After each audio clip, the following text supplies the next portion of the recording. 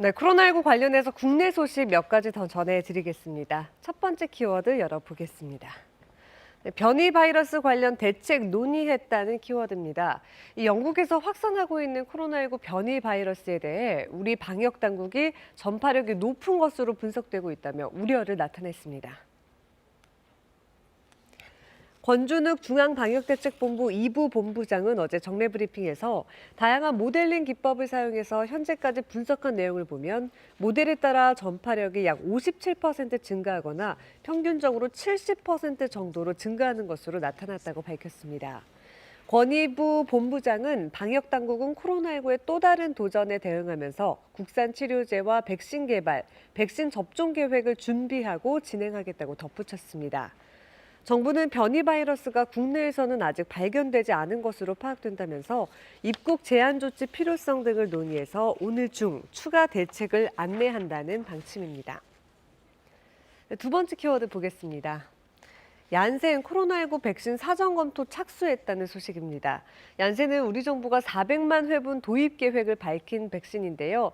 얀센 측이 코로나19 백신 허가 신청 전 사전 검토를 신청했다고 식품의약품안전처가 어제 밝혔습니다. 이에 따라 식약처 허가 전담 심사팀인 바이러스 벡터 백신 팀에서 얀센 백신의 독성, 양리 및 품질 자료를 사전 검토하게 됩니다. 이를 통해 백신의 안정성과 유효성을 충분히 검토할 수 있는 시간을 확보하고 허가 신청 이후 심사에 걸리는 기간을 최대한 단축할 수 있다고 식약처는 밝혔습니다. 네, 세 번째 키워드 열어보겠습니다. 네, 소상공인의 무료 심리 상담한다는 내용인데요. 중소기업 중앙회가 코로나19 장기화에 따른 사업 스트레스 등으로 고통받고 있는 소기업, 소상공인에게 무료 심리 상담 서비스를 제공한다고 밝혔습니다. 소기업, 소상공인의 목돈 마련을 위한 공제제도인 노란우산 가입자가 대상이고요. 한 사람에 2차례의 무료 상담을 받을 수 있습니다. 상담 분야는 사업 스트레스, 대인관계, 심리 문제, 가정 문제 등입니다.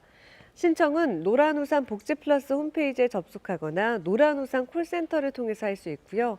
상담 방법은 대면과 전화, 메신저 중에서 선택할 수 있습니다. 네, 키워드 하나 더 보겠습니다. 네, 코로나에도 중견기업 3대 신산업 성장세에 있다는 소식입니다.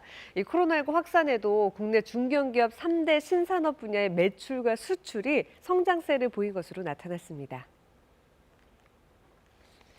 한국중견기업연합회에 따르면 미래차, 시스템 반도체, 바이오헬스 등 올해 3대 신산업 분야에서 발생한 평균 매출액은 1,476억 7천만 원으로 지난해 대비해서 9.4% 증가한 것으로 나타났습니다. 평균 수출액은 15.8% 늘어난 580억 원으로 집계됐는데요. 특히 시스템 반도체 부문 중견기업의 성장세가 두드러졌습니다. 해당 기업의 올해 평균 매출액과 수출액은 지난해보다 각각 15.9%, 22.7% 증가했고요. 수출 기업 비중 또한 84%로 3대 신산업 분야 가운데 가장 컸습니다. 지금까지 코로나 Q&A였습니다.